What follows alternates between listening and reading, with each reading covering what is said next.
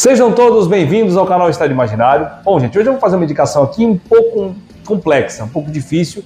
Eu não sou entendedor aqui dos temas, né? E vocês vão entender aqui no decorrer do vídeo, mas eu quis trazer essa indicação como uma questão, uma reflexão mesmo, e pelas questões técnicas. Obviamente que eu sou um humorista, um surfista, um cineasta frustrado, né? Eu acho que ainda humorista fica mais difícil, porque minhas piadas são muito infames, mas no caso de cineasta ainda dá para tentar, né? Surfista tá difícil, viu? Não sei. O que vocês acham aí, pessoal? É mais fácil eu começar a ser, depois de 56 anos, surfista, cineasta ou humorista? Vamos lá, gente. O que vai valer aqui hoje é a indicação que é o filme, ou a minissérie, no caso, Adolescência, que está na Netflix, tá bom? Então, sem mais delongas, roda a vinheta.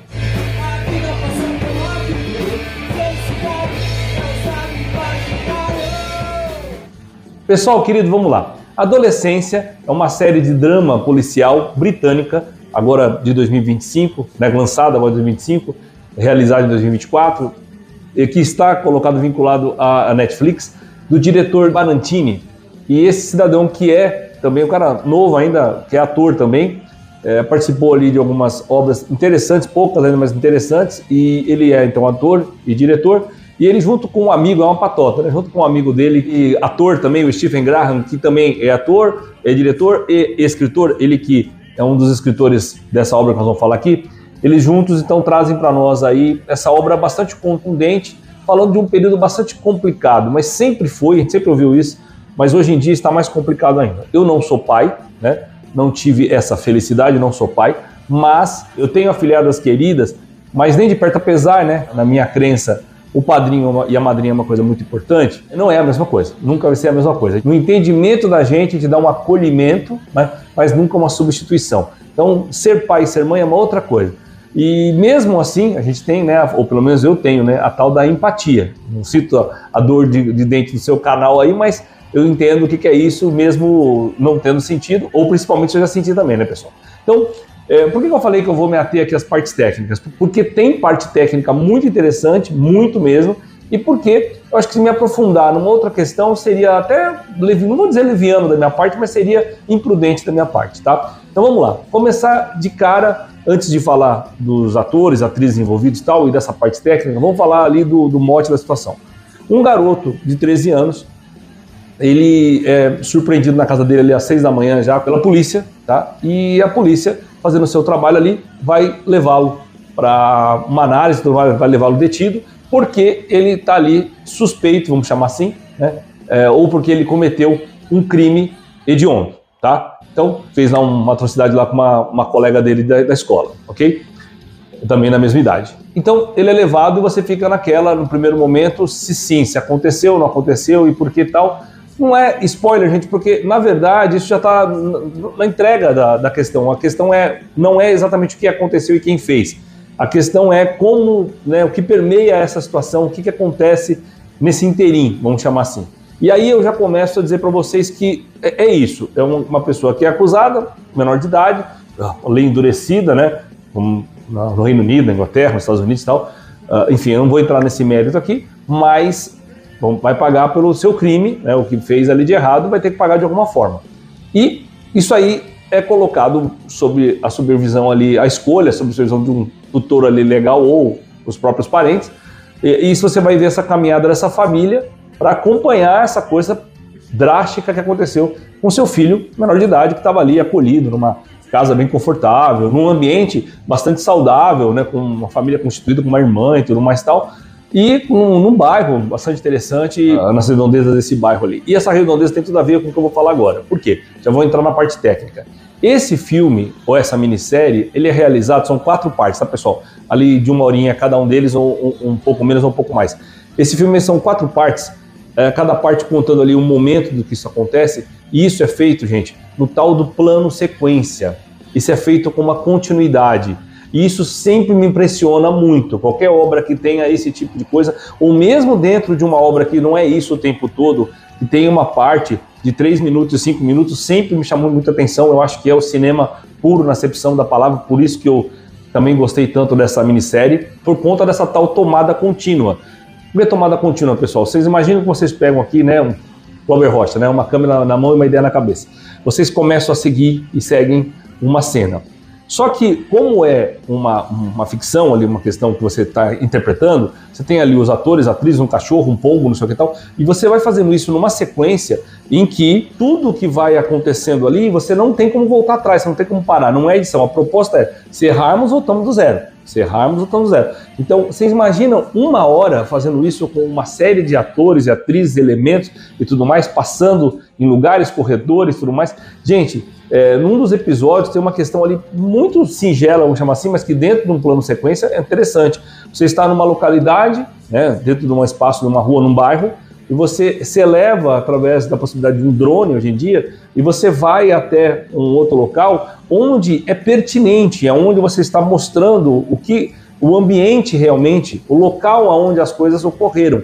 Isso é sensacional. Te conta uma história, te coloca um contexto ali devidamente desenhado, e isso não está nada, não escapa, não é, deixa eu filmar qualquer coisa porque estou no plano de sequência, não, para o pessoal se mexer aqui e arrumar. Não, não.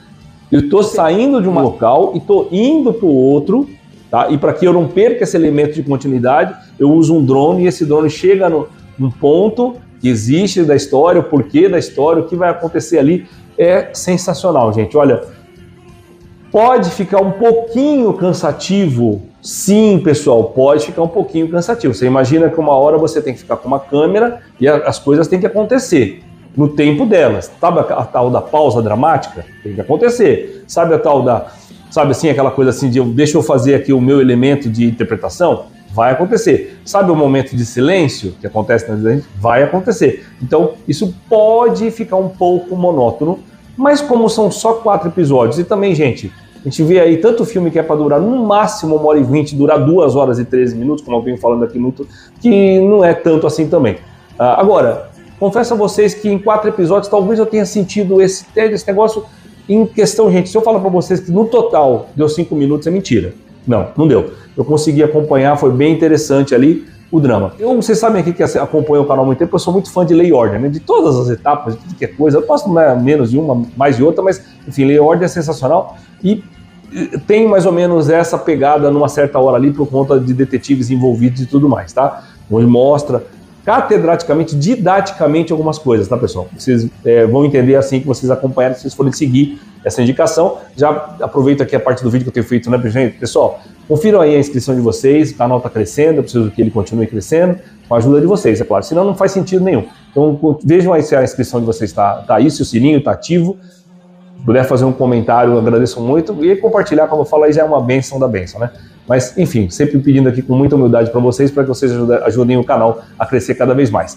Bom, e vocês deixem um comentário exatamente se assistiram, se não assistiram, se gostaram, se tem alguma coisa relevante que vocês queiram deixar aqui descrito, respeito, né, pessoal? Como sempre, tudo aqui é no respeito, né? E outra, gente, me desculpem por eu não me aprofundar, não é a questão aqui. Nesse momento, eu acho que não me sinto confortável. Mas eu vou citar pelo menos 1 ou 2 coisas sérias e vou dar aquela filosofada minha básica, tá bom? Pode ficar tranquilo que isso vai acontecer no decorrer do vídeo. Bom, como eu sempre falo aqui também, e nesse caso eu até já comentei no início, direto do diretor, do Felipe,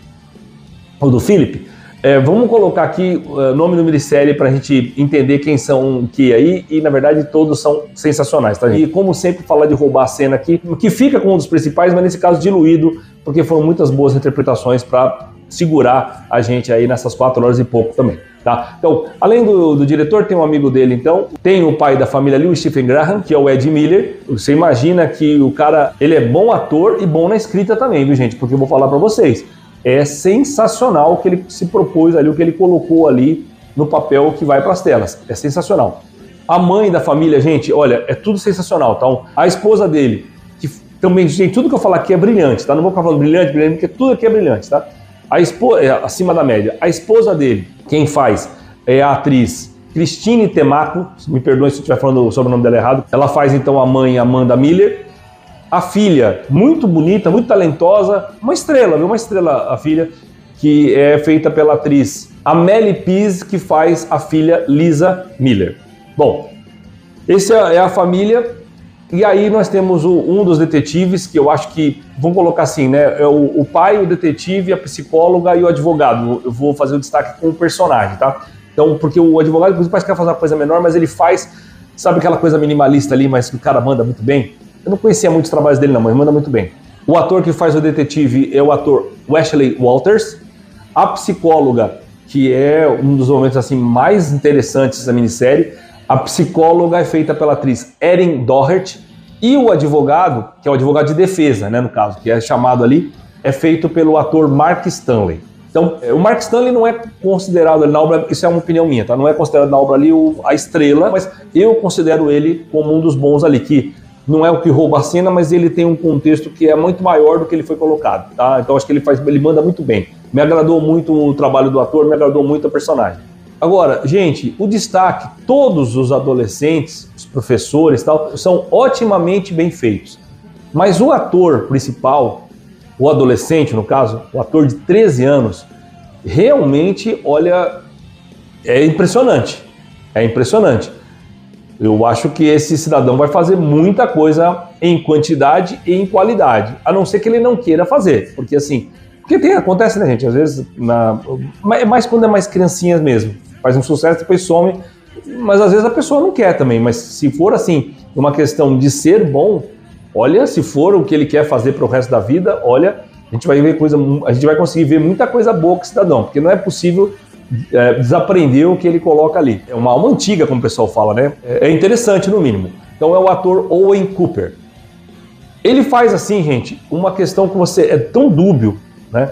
Só não é dúbio o que ele faz, infelizmente, o que ele projeta ali, o que ele efetiva ali. Mas assim, o restante é tão dúbio, da onde vem, o que passa na cabeça dele, é uma coisa assim impressionante. Aí vou deixar agora para o final, com o assunto mais delicado.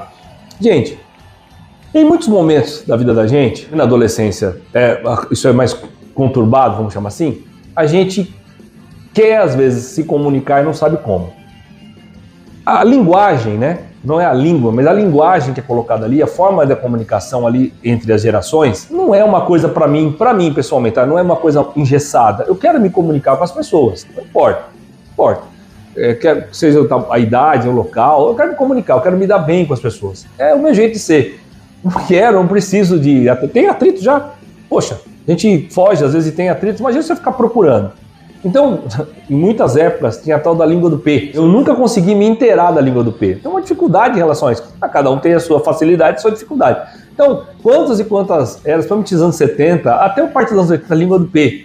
Isso, porque às vezes, até os anos... pouquinho dos anos 90, as coisas retomavam, às vezes, elas retornavam, né? Ioiô não retorna. Então, ioiô, da uma marca famosa de refrigerante, aí retornava, aquela coisa toda, aquilo que tinha sido uma bala, alguma coisa, aquilo que tinha sido voltava. Depois dos anos 90, a coisa foi para uma outra pegada, mas isso vinha ali, as modinhas, elas eram passageiras, mas às vezes elas retornavam.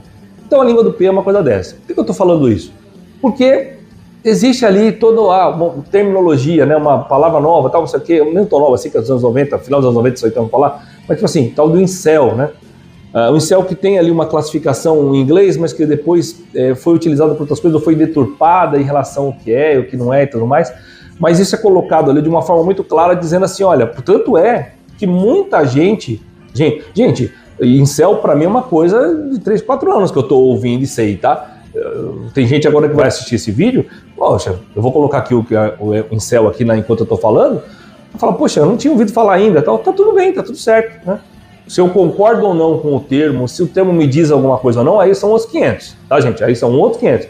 Mas é um termo já antigo, mas que era de uma coisa mais específica, não vou dizer que era uma bolha, mas uma coisa mais específica, e aí você tenta ali furar essa bolha mostrando, ó, existe o termo, alguém está falando por algum motivo. Eu não sou muito Maria vai com as outras, o João vai com as outras, como você quiser. Eu não sou muito, a pessoa pula no poço, eu pulo atrás, não sou muito assim, não. Então, para mim, cria-se, eu quero saber, porque também é assim, eu sei o que é incel, eu não sei nem me comunicar direito, sei uma palavra, sei um termo, mas não sei me comunicar direito, não sei falar minha língua mãe direito. Poxa, será que é uma vantagem? Gente, nada contra, porque muita gente não aprendeu por falta de oportunidade. Óbvio, tem um malandro ou outro aí que não aprendeu porque não quis, porque tem preguiça e tal, mas tem gente que não aprendeu por oportunidade. Eu não posso nivelar todo mundo, eu não faço isso. Não é só preto no branco para mim, não é isso não. Tem ali os cinzas e tal, e eu tenho que ver isso aí, tenho que reconhecer. Ainda mais tendo a responsabilidade de falar num canal no YouTube que vai para o mundo inteiro. Né? Desde que a pessoa clique aqui, ela vai assistir o que eu estou falando. Então, tomar um pouco de cuidado, devagar com o andor que o santo é de barro, não é isso? Então, eu acho que também tem que prestar muita atenção. Eu sei os terminhos e tal. Inclusive, tinha um amigo, na época, em uma das minhas épocas de venda numa empresa, que eu apelidei ele de interface, porque cada palavrinha que ele descobria o termo em inglês, ele usava numa conversa forçadamente. Eu muito bom de apelido, né? Você vê se eu faço bullying também, sei lá, acho que não, né? Eu coloquei o apelido de interface, então ao invés de falar pelas costas que ele era um chato, como muitos faziam, eu falava que eu aprendi a interface, ele ficava louco da vida comigo, mas enfim, depois até parou de fazer isso, foi melhor para ele. Então meu apelido fez ele se salvar disso aí, né? De muita gente falando que ele era chato por trás. Filosofadas à parte, vamos voltar aqui. Então, esse é um dos termos que a gente vê ali colocado, explicado de uma forma bem didática, vamos chamar assim, né? De uma pessoa mais nova para uma pessoa mais velha, né? De um filho para um pai, de alguém que é um aluno para um professor, vamos colocar assim. Então, interessante essa troca de informações. E a outra é a questão do termo ali manosfera, né? Nessa vida que a gente tem de internet, disso que nós estamos aqui agora, né? Você só vê o YouTube pela rede social, pela internet. Se você não tiver isso, essa rede mundial, você não está assistindo o YouTube, o Instagram, o TikTok, o Kawaii, você não estaria nessas plataformas, não estaria vendo o conteúdo que você vê. E, gente, o conteúdo que você vê é uma solução e um problema seu, e um direito seu, enfim, ninguém, né, deve tirar direito de ninguém. Então, o seu termina quando o meu começa, né? Eu não posso avançar no seu sem no meu. Então, é mais ou menos isso. Então, essa manosfera vai transformando ali aquelas pessoas, é o que se coloca na tela, nessa obra específica, que você fica ali vinculado, que você fica ali sensibilizado e por conta disso você pode ser manipulado ou influenciado. Então, fazer até bonito, né? Ou não.